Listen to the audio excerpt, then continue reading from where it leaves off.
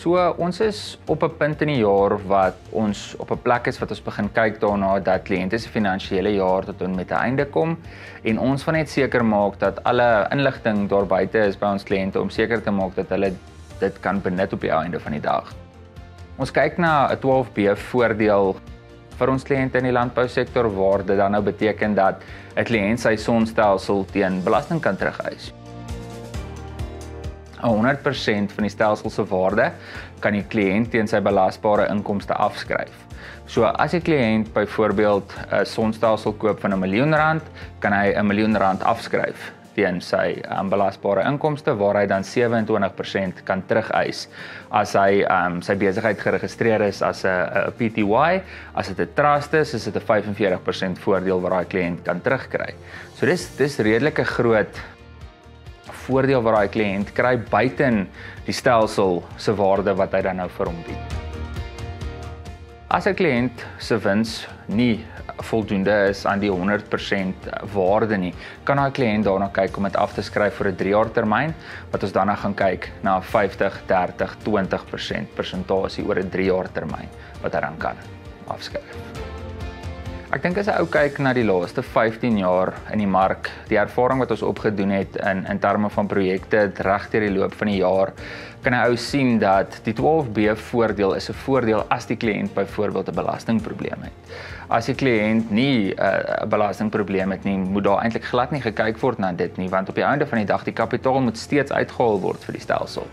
Daar moet seker gemaak word dat daai stelsel op die einde van die dag reg gespek word om seker te maak dat hy groot genoeg is, hy lewer wat hy moet lewer en dat dit nie oorgekapitaliseer word nie. Dat die kliënt op die einde van die dag met 'n belegging sit wat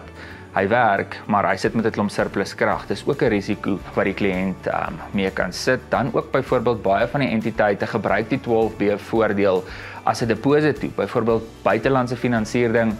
bied vir jou 'n platform waar jy byvoorbeeld kan sit en sê ek vat my 12B en gee dit as die deposito om af te skop met die stelsel. Dis eintlik 'n voordeel, maar dit kan ook 'n slaggat wees as 'n ou byvoorbeeld kyk om met 'n stelsel weg te spring, want jy sit na 'n baie langer terugbetalingsperiode met baie van daai goed. So die somme maak sin in sekere gevalle, maar die audit voor die tyd moet reg gedoen word om seker te maak dat die kliënt wel op die einde van die dag die voordeel kry, want ons baie goed wat val onder hierdie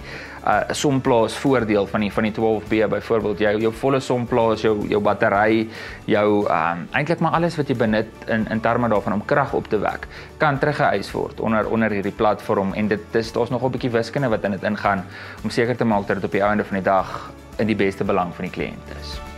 Die banke het platforms in plek wat hulle die finansiering struktureer spesifiek vir sonkrag. Buitelandse finansiering is basies ouens wat wil kyk om basies 'n huurkoop te doen of om dit nie heeltemal op hulle boeke te sit nie as hulle byvoorbeeld nog 'n plaas gekoop het of nog uitgebrei het en daar lê dalk reeds 'n swaar las by die bank, maar die kliënt sit steeds met die uitgawe elke maand van 'n sonstelsel. Hy moet vir Eskom betaal. So die uitgawe is daar. So daai uitgawe kan net sowel oorgedra word na 'n belegging toe wat na 'n sekere tydperk vir hom sy krag gaan opwek. Ons is op daai punt van die jaar nou wat almal is lekker onder druk. Dit is nou planttyd daar buite en die ouens weet, hulle moet net kyk daarna. Kontak ons vandag. Laat ons by jou uitkom, laat ons met jou kom gesels, dat ons seker maak as jy die geleentheid het om daai 12B te kan gebruik. Laat ons by jou uitkom, laat ons seker maak daai projek word deurgedruk voor Februarie volgende jaar, dat jy nie op daai punt kom dat jy op die einde van die dag dalk met 'n belastingprobleem sit nie en jy kon dalk 'n somplaas gekry het in die proses en sommer 2 vleie met een klap